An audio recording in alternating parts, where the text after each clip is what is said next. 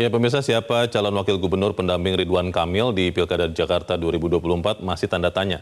Terbaru Golkar menyatakan terbuka kalau calon wakil gubernur Ridwan Kamil datang dari luar Koalisi Indonesia Maju. Seberapa besar peluang kader PKS menjadi pendamping Ridwan Kamil di Pilkada Jakarta? Kita akan membahasnya bersama dengan sejumlah narasumber. Ketua Dewan Pembina Badan Pemenangan Pemilu Partai Golkar Idrus Marham, juru bicara PKS Pipin Sopian, dan analis politik Hanta Yuda. Bapak-bapak, selamat malam. Selamat malam, Bung Leo, Bang Idrus. Assalamualaikum. Waalaikumsalam warahmatullahi wabarakatuh. Ini kita agak telat sedikit karena tadi kita gembira dapat emas di Olimpiade. Tapi sekarang kita bukan bicara emas, kita bicara soal Gubernur Jakarta. Saya ingin ke Pak Idrus. Pak Idrus, setiap pekan kelihatannya berubah-ubah apa yang dicalonkan Golkar. Apakah yakin benar bahwa Ridwan Kamil benar akan dicalonkan sebagai Gubernur Jakarta? Atau ini juga masih subject to change nih, Pak Idrus? Ya, saya kira semua orang memahami karena tadinya itu memang Partai Golkar sejak awal telah memberikan tugas kepada Pak Ridwan Kamil di dua daerah, yaitu Jawa Barat dan DKI Jakarta. Dan lalu kemudian DPP Partai Golkar telah membuat suatu keputusan mendukung saudara Deddy Mulyadi. Itu artinya bahwa peluang Ridwan Kamil di sana sudah tidak ada, dan karena itu yaitu dipastikan bahwa Ridwan Kamil adalah menjadi calon gubernur untuk DKI Jakarta 2024 ini. Jadi saya kira itu semua orang pasti sudah tahu bahwa dari dua pilihan di sana sudah tidak, berarti DKI Jakarta. Jadi tidak berubah lagi ya, karena kan beberapa waktu yang lalu masih terus berubah-ubah itu, Pak Idrus. Ini sudah pasti ya, Kang Emil akan jadi calon gubernur Jakarta dari Golkar. Itu sudah pasti. Sudah pasti. Oke. Kita melihat juga bahwa di pergerakan politik belakangan semakin cair. Saya ingin ke Kang Pipin. Kang Pipin, aman itu sudah dicabut rencananya atau memang dicoba berjalan bersama-sama dengan kemungkinan menjadi calon wakil gubernurnya Kang Emil? Kang Pipin. Baik, 40 hari kami sudah memutuskan pasangan Anies Sohibul Iman ini harus berlayar. Kami sudah jajakan ke partai-partai politik, kami sudah konsolidasi internal, kami sudah pasang baliho, billboard di mana-mana. Dan dengan komunikasi politik dengan Partai Nasdem, PKB, termasuk salah satunya adalah PDIP, kami juga gencarkan, termasuk dengan PSI dan Perindo. Jadi ikhtiar Presiden PKS supaya Pak Anies Baswedan bisa berlayar, itu kita laksanakan. Dan kemudian akhirnya di akhir bulan Juli kemarin, kami memberikan kesempatan kepada Mas Anies Baswedan untuk menggenapkan dari 22 yang kita butuhkan, kurang 4 kursi saja supaya kita bisa berlayar. Dan saya kira karena memang 40 hari itu kami menunggu, kami sudah punya SK untuk secara resmi untuk mengusung Pak Anies Baswedan dan Pak Sohibul Iman, tetapi kami menunggu dari yang lain. Kami tunggu apakah SK dari Nasdem, PKB, ya termasuk PDIP, apakah sudah keluar atau belum. Sampai saat ini belum ada, sehingga kami melihat bahwa sempat mempertanyakan kenapa kok tidak ada keluar gitu. Kalaupun tidak ada yang misalnya PKB tidak setuju dengan Pak Sohibul Iman, ayo kita duduk bareng, apa solusi yang kita berikan. Karena titik itu tidak ada, maka kami ada opsi dua yang saat ini dilakukan. Pertama adalah kami berusaha untuk mencoba mempertimbangkan memperpanjang waktu kepada Mas Anies supaya bisa menggenapkan 4 kursi itu. Atau yang kedua, kami berusaha untuk mempertimbangkan menerima opsi di luar dari Pak Anies Baswedan atau bergabung dengan tim. Jadi kedua hal itulah yang akan diputuskan oleh pimpinan PKS ke depan, melihat nanti maslahat dan madaratnya untuk warga Jakarta. Keputusannya itu di jam terakhir menjelang pendaftaran ditutup, Kang Pipin, atau memang sebelum itu akan diputuskan oleh PKS? Kami tidak menghendaki ada politik sudden death, ya, politik di mana di akhir-akhir sebagaimana terjadi pada pilkada sebelumnya, sehingga berpotensi untuk merugikan satu dengan yang lainnya. Untuk itu kami ingin sejak dini, sejak saat ini sudah ada keputusan.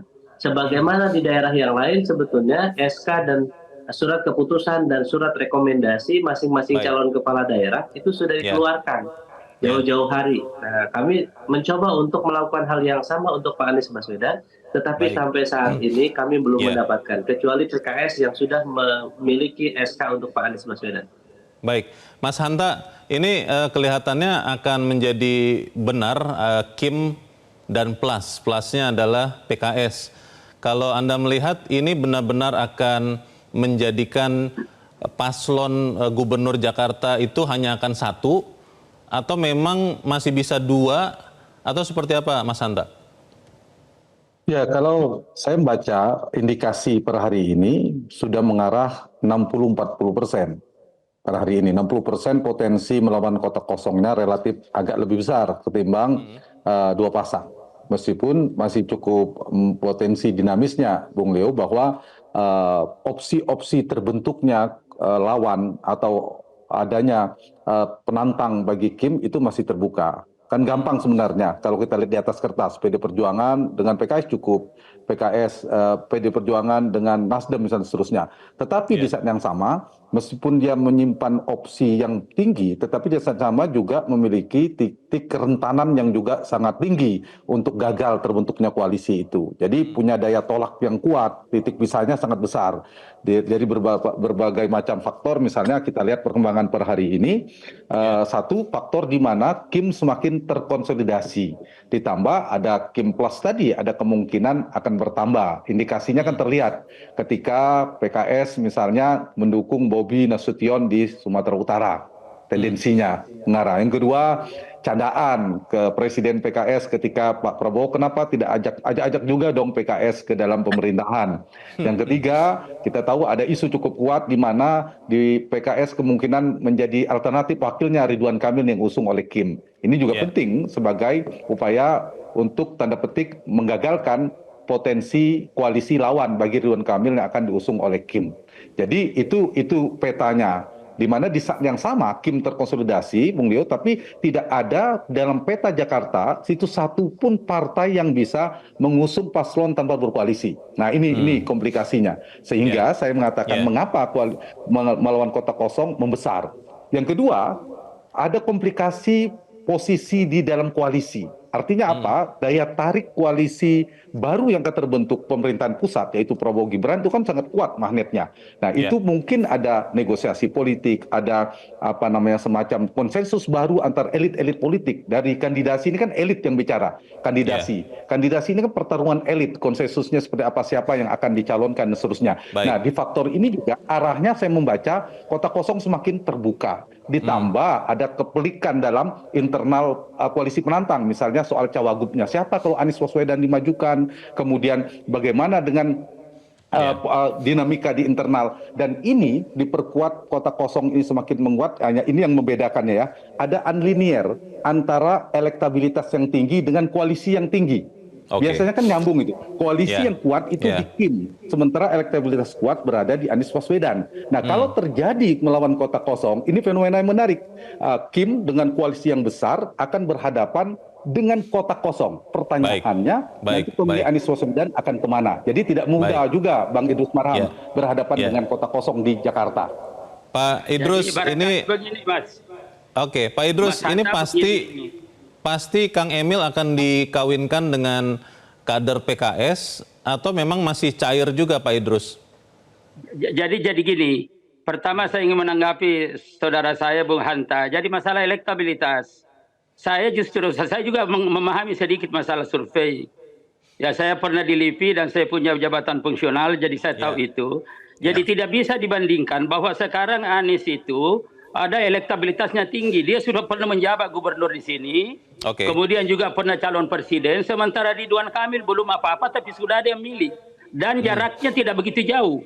Artinya Ridwan Kamil saja belum kerja sudah ada yang mendukung. Apalagi nanti kalau sudah kerja, apalagi kalau ada kerja-kerja politik secara kolektif.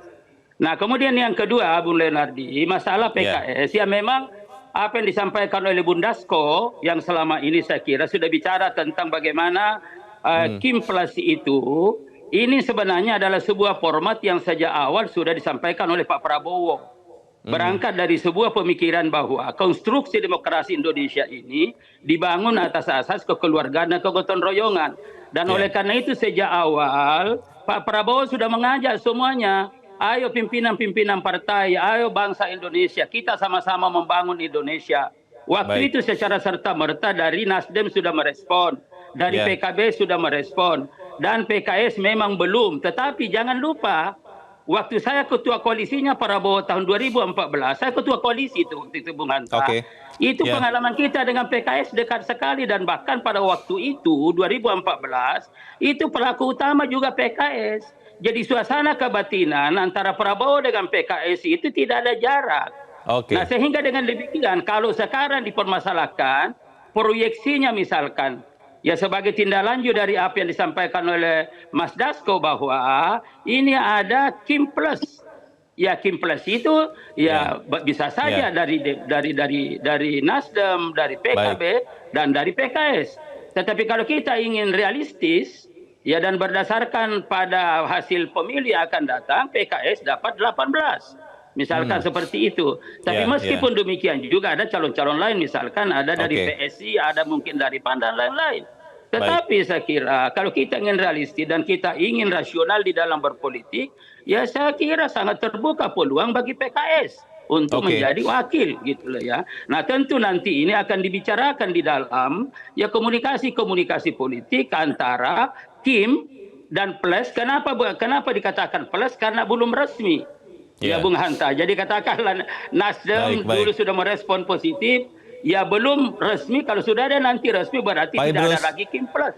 Ini sudah Kim secara total satu kesatuan. PKB, PKS dan lain-lain sebagainya. Jadi saya kira saya ingin nyatakan begini teman-teman semua, bahwa Kim itu kita sangat terbuka diskusi. Bahkan kehadiran RK sebagai kader Golkar yang menurut pandangan saya itu sellable, ya jadi memang memiliki nilai jual tinggi di mana saja bisa. Baik, Pak Idrus, kalau begitu apakah artinya memang Golkar Kim Plus di Jakarta itu bersiap menghadapi kotak kosong atau tetap membuka peluang bagi paslon lain? Singkat saja Pak, waktu kita terbatas. Saya kira begini, jadi penyebutan kotak kosong dan tidak itu adalah suatu kekeliruan juga. Tidak seperti itu di dalam logika demokrasi. Ini semua serahkan kepada rakyat. Jadi saya kira pada tahap awal itu kan kita melakukan komunikasi politik dengan partai-partai. Yang salah itu kalau dari Kim melarang partai politik komunikasi dengan Mas Anies. Silakan saja. Nah, persoalan jualannya dari Kim yang laku dari kepada PKS, karena memang secara kualitas siapa yang meragukan kemampuan kader Golkar yang namanya Ridwan Kamil.